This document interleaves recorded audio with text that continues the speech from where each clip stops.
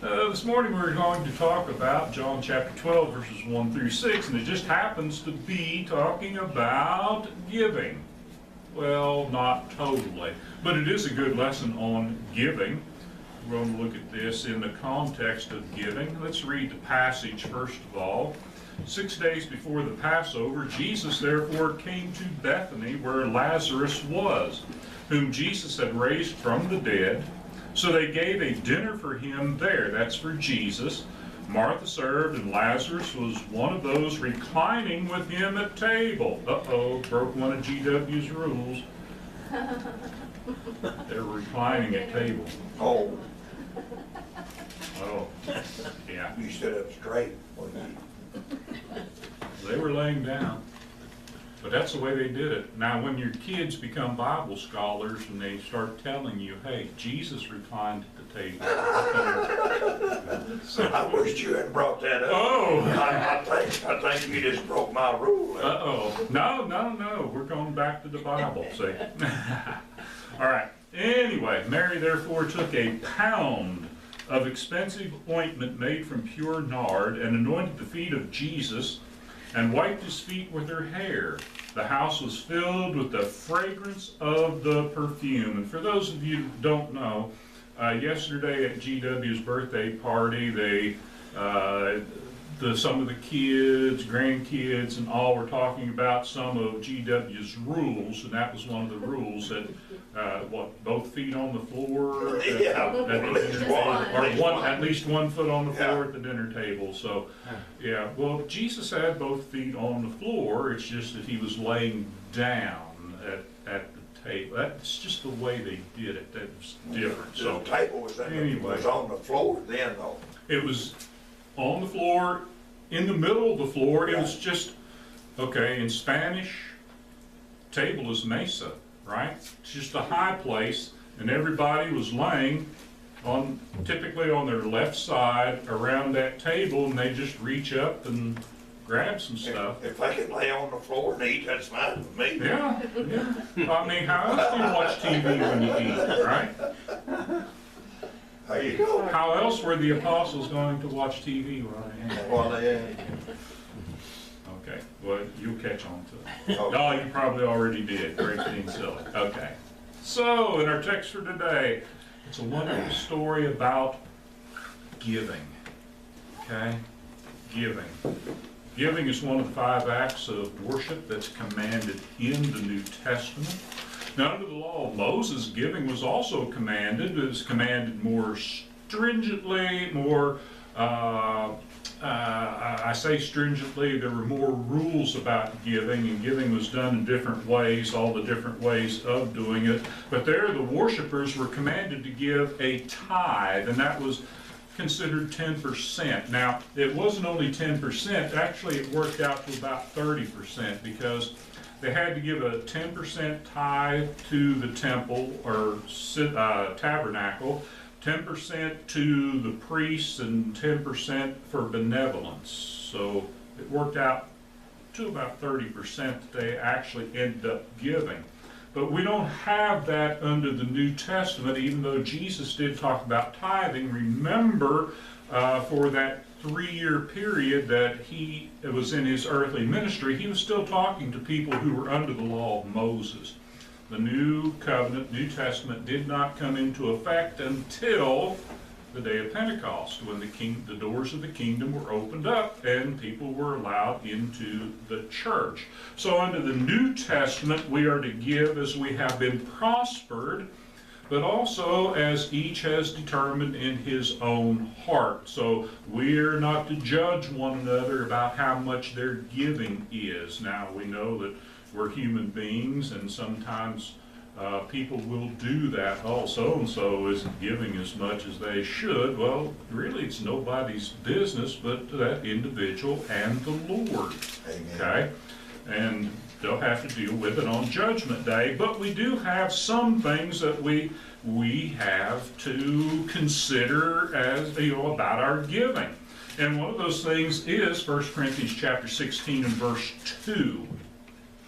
Paul, when he's talking to the church at Corinth, says, on the first day of every week, each of you is to put something aside and store it up as he may prosper, so that there will be no collecting when I come. Now, the context of this is the offering that was for the poor saints in Judea, because there was a famine there. Remember, there was a famine coming up. The church at Philippi wanted to help. They were poor. The church at Corinth was rich. The church at Philippi was just out there doing real great work, getting their stuff together. Corinth, even though they were rich, they were just kind of struggling along. They weren't doing, so they were trying. Paul was encouraging them. And some scholars, some preachers will say, oh, that's just about that one particular thing. But no, I want you to note here that number one, they had a treasury. They had a treasury. Now, they didn't have a bank account. You know why they didn't have a bank account? They didn't have banks back then. Right. They had a treasury. They probably had a treasurer. So whatever people would give, the treasurer would either take it home, or if they were fortunate enough to have a church building, synagogue, a place where they would meet, the church, okay, they'd have a room there that had a lock on it, and the treasurer would, put it all in one place, okay? If I say okay too much, tell me. Okay. Yeah. Okay. Sometimes when I'm reviewing films and I say okay too many times. But I want you to get the point. I want you to know the emphasis of it. We know that they had a treasury, which means they probably had a treasurer. So they were to store this stuff up, and they were supposed to do it on the first day of the week, even for this special collection that they were taking up. Well, what's the reasonable way of looking at it? That's probably what they were doing every week anyway, with their regular contribution. Understand what I'm saying? So that gives us a hint into what's going on. That this was extra, but they had already said, we want to help too. We want to help in this cause. So sometimes we may question whether our giving is proper, whether our giving is pleasing to the Lord. So I think there's some things in John chapter 12, those first few verses, where it talks about Mary's giving, that would help us to understand about the giving that pleases the Lord, so that it help in our giving. Now, I don't talk about giving a lot. There are preachers that talk about giving like every time they preach. And I don't do that. But every now and then we have to talk about the subject. Why? Because it's a Bible subject. It's an act of worship. And if it's an act of worship, we need to learn about it. We need to talk about it so that we make sure that we are doing it right. So it's one of the acts of worship. Let's talk about this morning from John chapter 12, giving that pleases God. Okay? Giving that pleases God is a gift of love. If it's not a gift of love, it can't be pleasing to God. If I'm doing it because I have to, I feel that I have to, it's not a gift then, is it? No. It's an obligation. So it's a gift. And it's a gift that I get to determine that I give the Lord. But I know that I need to do it because it's an act of worship. So the love this family, the family of Lazarus, Martha, and Mary. Think of the love that they had for Jesus. They were friends before. When Jesus would go to Bethany, he'd probably stay at the home of Lazarus, Martha, and Mary. But their love for him was multiplied a few days before, when Lazarus was raised from the dead. And if you remember the story in John chapter 11, say, Lazarus is sick. Jesus gets word. He's off somewhere. And he says, okay. And he waits, and he waits. I think he waits 4 days. And then he finally says, okay, let's go to Bethany. And then he gets word, Lazarus is dead. Well, why did he wait so long? The disciples are kind of thinking, why did he wait? Why didn't he just go? God had a plan, didn't he? God had a bigger purpose. Jesus had a bigger purpose. He was going to do something, but see, his was going to be a great gift of love, but it was also going to prove something to a lot of people. That Jesus Christ, the Son of God, has the power to raise the dead. Just to speak, come forth, and graves open, and the dead walk forth. This gift of love was a response. This gift of love, Mary's gift of love, was then a response to God's love. It was a response to Jesus' love. 1 John chapter 4, verses 9 and 10. In this the love of God was made manifest among us, that God sent his only Son into the world so that we might live through him. In this is love, not that we have loved God, but that he loved us and sent his Son to be a propitiation for our sins. Now that word propitiation, that's kind of in the same class of words as redemption and reconciliation and justification. But the propitiation is the religious kind of term that is used, and it's like this is what pleased God. For the satisfaction of God, he was the only sacrifice that would do. God the Word becoming a human being in the person of Jesus of Nazareth for the purpose of going to the cross and dying for our sins. Nothing else would please God that he could say, all right, I'll forgive men's sins. Now, we've got to do something. We've got to believe and we've got to obey the gospel, but nothing else would work. Animal sacrifices didn't work, did they? No. But that's all.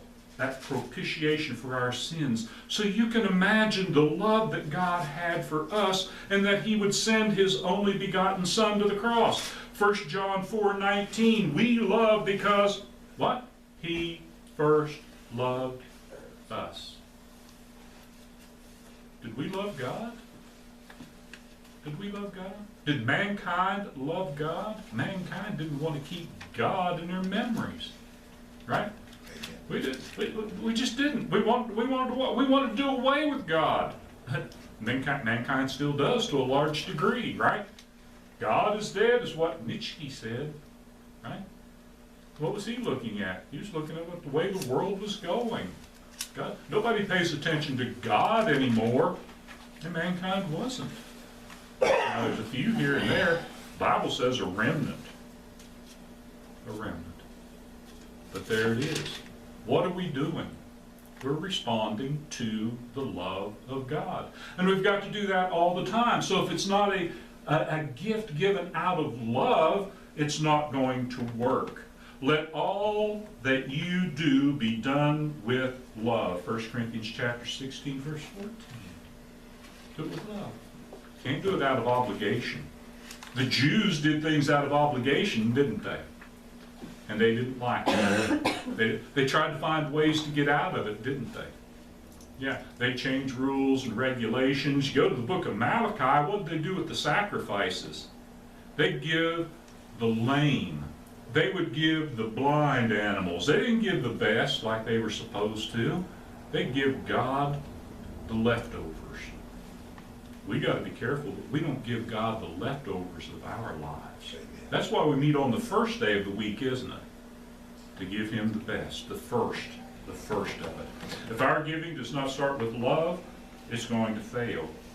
Giving that pleases God is a gift of gratitude. Ingratitude is a sign of gross negligence toward God. I remember a few years ago, Thanksgiving special, I think it was a Thanksgiving special, The Simpsons. Anybody watch The Simpsons on TV? Not too many people do. But Homer's asked to say the prayer, okay? And he says, my dad worked for this food, so God, thank you for nothing. Yeah. Doesn't know where that food came from, right? God created it, right? So ultimately, it all goes back to God. But there you have ingratitude expressed, as typically people would express ingratitude. I worked for this, it's mine. It didn't come from God. Everything came from God. So gratitude is necessary. Now, 2 Timothy chapter 3, verses 1 through 5, listen to this. Paul writes, probably his last letter before he's martyred. He says, but understand this, that in the last days there will come times of difficulty, for people will be lovers of self, lovers of money, proud, arrogant, abusive, disobedient to their parents, ungrateful.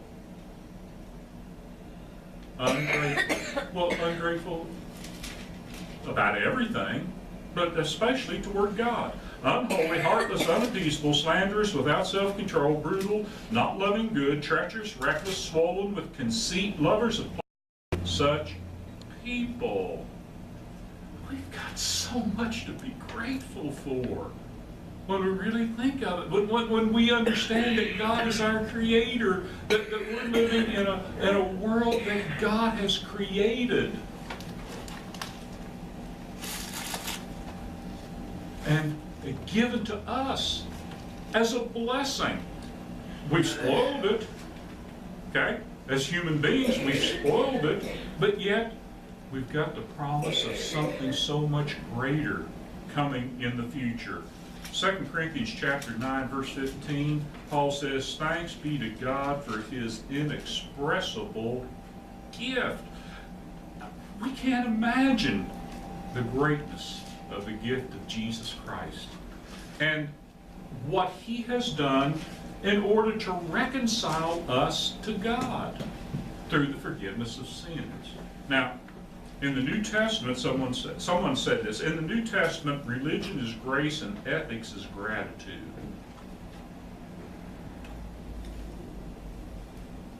We just take that and we play on that for a little bit. Are we living under a debt we are living under a debt that we can never repay? So we had better have some gratitude toward God, because eternity is coming. Judgment Day is coming, and gratitude, how are we going to tell God on Judgment Day, I've got nothing to be thankful to you for? Because really, when it comes down to it, if we're not thankful here, when it comes to that day, we're going to express the truth. I wasn't thankful, and now my home for eternity, how can I thank you for that? Giving that is pleasing to God is a fragrant gift. Now, don't take that literal. Okay? Don't figurative language. All right? But think of it in the terms of what Mary did. Mary, the spikenard's like perfume. Okay? And it filled up, John says, it filled, the aroma, the fragrance filled up that house when she broke open that box and anointed the feet of Jesus. Now, in the Old Testament, proper sacrifices were a sweet-smelling aroma to the Lord. I don't know, burning meat just doesn't smell good to me. A good cooked steak smells good, but burning meat, and remember, a lot of times, what they call a whole burnt offering, everything was burnt up. But it wasn't so much the smell of it, it was the obedience that was a fragrance to God. The obedience of the sacrifice, giving of it, giving the best of the flock or the best of the herd and bringing it to the tabernacle or to the temple, and the priest slaying it and preparing it as a sacrifice to God, as what? Gratitude to God. A sacrifice of worship, giving, but there it is. A sweet-smelling sacrifice. It was giving up something of value or something cherished. Now, the book of Revelation chapter 5, verse 8. And when he had taken the scroll, this is Jesus, okay? after he's ascended to heaven, the 4 living creatures and the 24 elders fell down before the Lamb, each holding a harp and golden bowls full of incense, which are the prayers of the saints. What do your prayers smell like?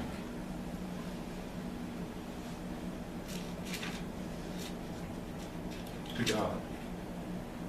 Do they smell like incense? Or do they smell like garbage? Depends on whether your heart's in the prayer, whether it's a heart of gratitude, whether you're just constantly asking God for stuff, or if you're really giving God the adoration that He deserves. Well, we've talked about prayer over, maybe 3 or 4 times last year. We'll talk about some this year. But what were these people sacrificing? When we're talking about Revelation 5:8. What are we talking about sacrificing when Christians are sacrificing? We're talking Romans 12:1 and 2. We're talking about being living sacrifices. We're talking about sacrificing ourselves, are we not? If we're not living sacrifices, can anything we do for God be pleasing to Him? If we're not giving of ourselves? 2 Corinthians chapter 8, verses 1 through 5, Paul writes, "We want you to know, brothers, about the grace of God that has been given among the churches of Macedonia." That was Philippi. Remember I told you they were poor, but they wanted to help the poor brethren down in Judea. Why did they want to help them? Because that's where the gospel started, wasn't it? And that's where those... Remember I talked about the white horse, the rider on the white horse going out, that first seal that's opened, and who was he leading? Those people who heard the gospel first down in Judea. And where did they go? They went to Jerusalem and Judea and to Samaria and to the uttermost parts of the world, doing what? Preaching the gospel so people could be saved. And they were so grateful that those people now who were suffering because of the famine, they said, They brought the gospel to us. We want to help them now that there's a famine down there. We don't care that we're poor. We'll miss a meal or two so that they can have food to eat. Wow. And they showed their gratitude that way. Okay, let's go. Their abundance of joy... for in their severe test of affliction, their abundance of joy and their extreme poverty have overflowed in a wealth of generosity on their part. For they gave according to their means, as I can testify, and beyond their means of their own accord, begging us earnestly for the favor of taking part in the relief of the saints. And this not as we expected, but they gave themselves first to the Lord, and then by the will of God to us. If we give ourselves first to the Lord, all the rest falls into place, doesn't it? But prayer acknowledges God's sovereignty over us, and that's really where our giving starts. Moving right along, giving that pleases God is a costly gift. Well, the cost of Mary's gift was a year's wages for a common working man. How do we know that? John 12:5, it could be sold for 300 denarii. The denarii was like a penny. Some translations even say penny. The 300 working days in a year, okay? Common wage for a working man was a penny a day. There it is. A poor man would have to save up all his wages to buy that little box of perfume. All right? Well, a gift's true value is determined by the character of the person giving the gift. If you go to 2 Samuel chapter 24 and verse 24, you see that David the king, when he wanted to offer a sacrifice, he wanted to do it at the threshing floor of, I want to say Aruna. Anyway, he goes to this man and he wants to buy the threshing floor. And the man says, "Hey, you can use it." And David says, "No, I will buy it. And I'll buy it for 50 shekels of silver, that and the oxen He says, I will not offer a sacrifice to God that hasn't cost me something. It's easy to give a sacrifice that you haven't paid anything for, right? Paying it. Real easy. True sacrifice is when something has cost us something. John chapter 12, verse 7 and 8. See, this is after the passage we talked about.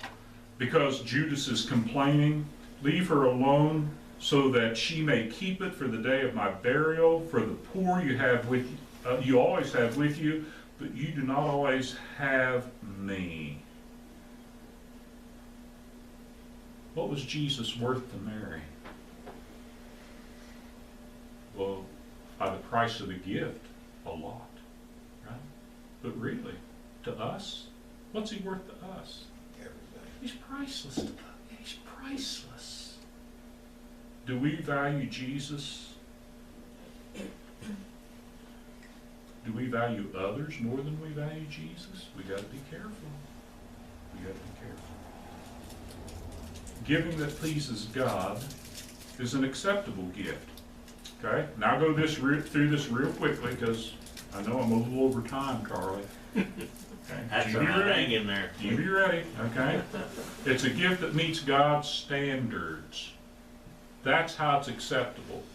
Not our own standards, not the world's standards. It's a gift that meets God's standards. God rejected Cain's offering because it was the wrong thing, right? God rejected King Saul's offering because of his attitude. Okay? It was the right thing, but he wasn't the one who was supposed to do it. Jesus praised the widow giving all because it showed trust. Remember the widow with the 2 mites? Jesus praises Mary's gift because her gift and the act of giving was pure, tender-hearted, freely derived, freely given. Nobody told her to do it. She just did it. What a wonderful gift. Giving that pleases God is an act of worship.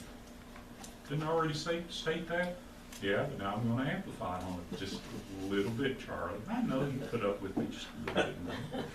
In simplicity, this was one person, Mary, worshiping God in the person of Jesus Christ. When we have tested our giving through God's eyes, and what's that? Well, that's the first 5 points, isn't it? Those first 5 points that we've gone through, that's testing our giving through God's eyes. Once we've done that, no one can question our giving's validity as worship. And wouldn't that be then worship in spirit and in truth, like Jesus wants us to do? That's the type of worship he desires. John 4, 23 through 24. But the hour is coming and is now here when the true worshipers will worship the Father in spirit and truth. For the Father is seeking such people to worship him. God is spirit, and those who worship him must worship in spirit and truth. It's not the gift so much or the size of the gift. It's the heart of the giver and the intention of the giver. Okay? The size of the gift depends upon the heart of the giver. Okay? It's the attitude we must develop to be pleasing to God in all of our acts of worship. Not just the giving, but in the singing, in the praying, in the partaking of the Lord's Supper, in how we listen to the Word of God as being preached, both individually and as a congregation. See? So, the Lord is still looking for those who willingly give of what they have, regardless of how small the gift may be or how large the gift may be. Again, it's about the heart of the individual. He's looking for the spirit of the worshiper to determine its true value to him. So, are we giving to him as he desires, what he desires? That's what will make our worship, our giving, pleasing to him. Okay. Thank you for your time. Thank you for the extra time. whatever that was. I didn't even check to see what it was when I started. But anyway, the lesson is yours. If you have a need, let your request be made known as we stand and sing the invitation.